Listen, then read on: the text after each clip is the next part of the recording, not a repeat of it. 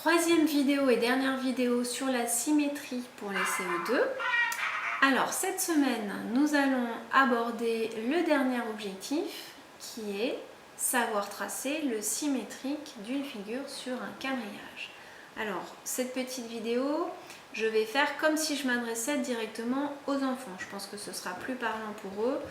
Ils arriveront un petit peu mieux à se situer, à se repérer, à être guidés. Alors, les enfants, voici un quadrillage. Sur ce quadrillage, j'ai tracé un axe de symétrie.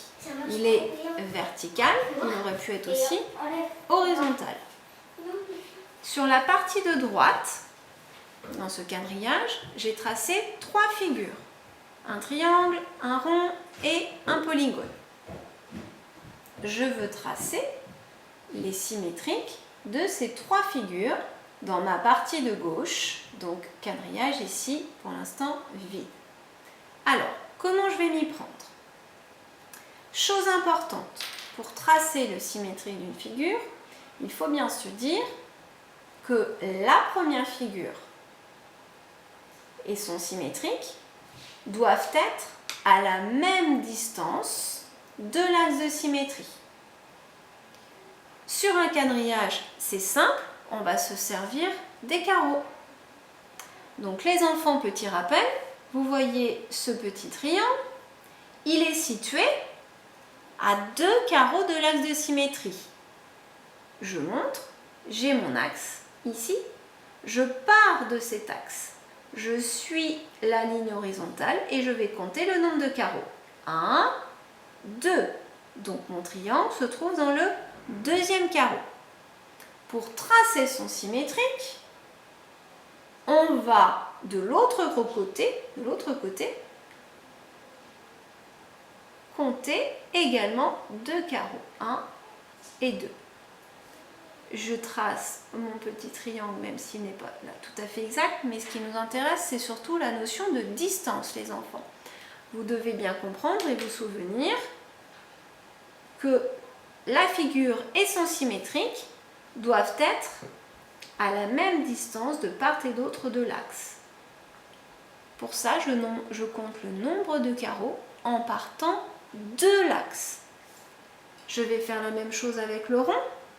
Je pars de l'axe, je vais suivre une ligne horizontale. 1, 2 et 3.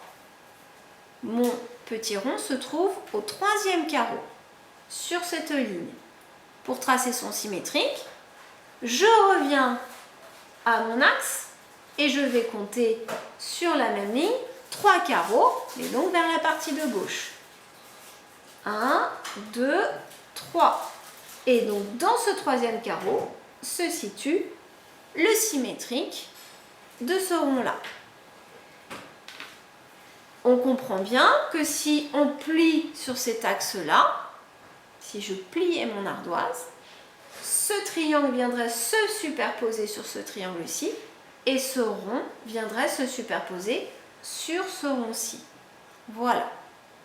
Donc ça, vous allez avoir quelques petits exercices comme ça, les enfants, avec des petites figures dans des carreaux et vous devrez tracer leur symétrique de l'autre côté de l'axe, donc trouver à quel endroit tracer un petit rond, une petite croix, un petit triangle, etc.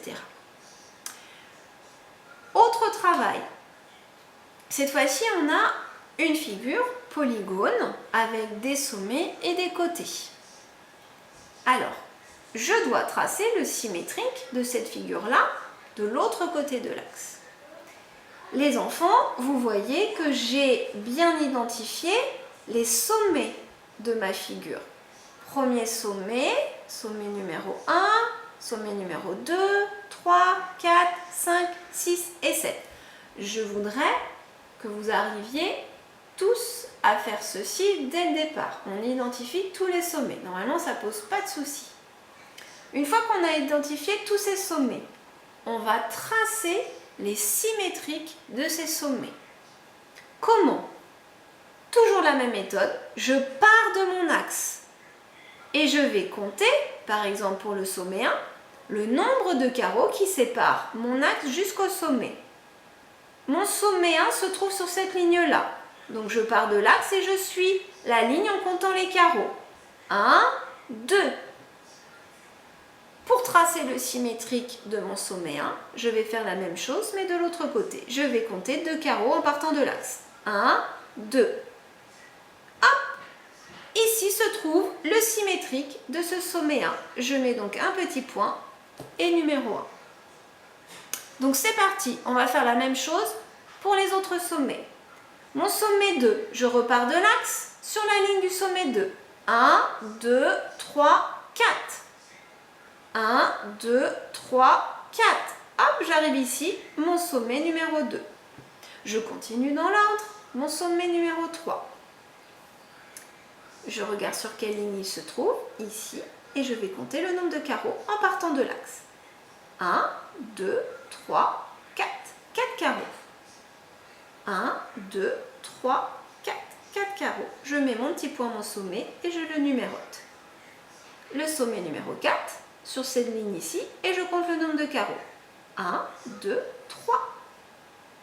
1, 2, 3. Ici, sommet numéro 4.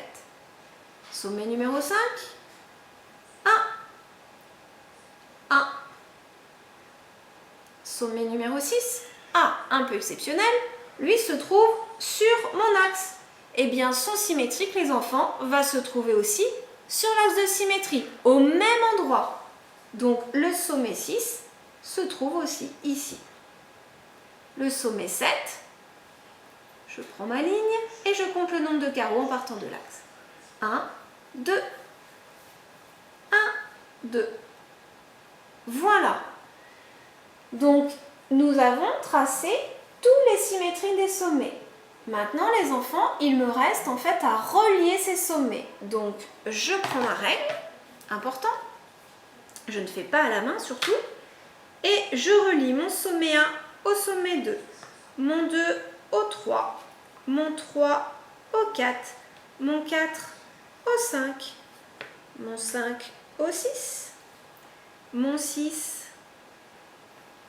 au 7 et mon 7 au numéro 1. J'oublie pas de fermer ma figure. Et lorsque j'ai relié tous mes sommets, eh bien je vois apparaître le symétrique de cette figure-ci. Voilà. Alors je sais que beaucoup d'entre vous n'aiment pas forcément tracer tous les sommets d'abord. Il y a beaucoup d'enfants qui commencent par tracer par exemple le sommet 1 et puis d'un seul coup se mettent à tracer en fait les côtés. D'accord?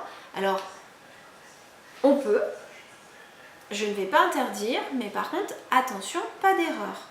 Certains vont avoir peut-être plus de facilité à tout de suite percevoir, ça veut dire à se rendre compte que, bah oui, ce côté-là va aller par là, je vais descendre, je vais à droite, je vais à gauche. Mais attention, c'est pas toujours simple. Donc moi, j'ai fait cette petite vidéo pour vous rappeler, vous donner une petite méthode, une technique de tracer d'abord tous les sommets et ensuite de les relier. Chose importante, ça aussi, j'aimerais bien qu'au départ on les refasse, c'est ces petits ponts. Ces ponts vous aident à bien comprendre qu'on doit avoir de part et d'autre de l'axe la même distance. Certains ne veulent pas toujours faire non plus les ponts, les enfants, je vous connais. Mais du coup, parfois on peut avoir un petit décalage et on n'est pas à la même distance, pas au bon endroit. Voilà. Donc j'espère que ce petit rappel vous a fait du bien. Et du coup, je compte sur vous, voilà, pour bien travailler votre symétrie et ce troisième objectif. Bon courage!